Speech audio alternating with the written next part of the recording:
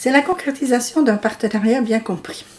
À savoir, chacun à sa place, chacun dans son rôle, le sens de l'équivalence, le souci de la transparence, un bon sens de la synergie, la circulation de l'information et le passage intelligent de témoins selon les circonstances. C'est aussi la démonstration du rôle et de la place de chacun.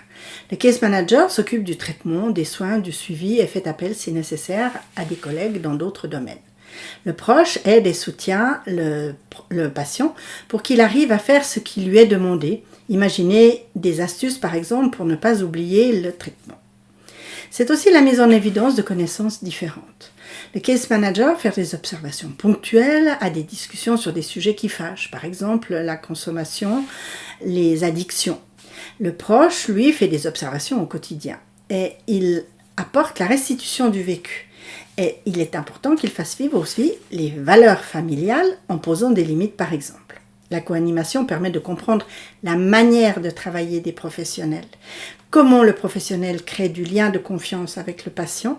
Il explique aussi les fonctionnements des structures, des services, les ressources administratives et financières qui existent et qui sont à disposition et quelles sont les limites de son champ d'action.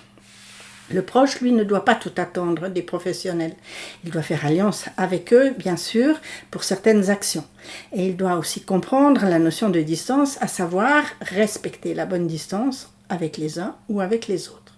En conclusion, le case manager apporte de la théorie et des exemples liés à sa pratique.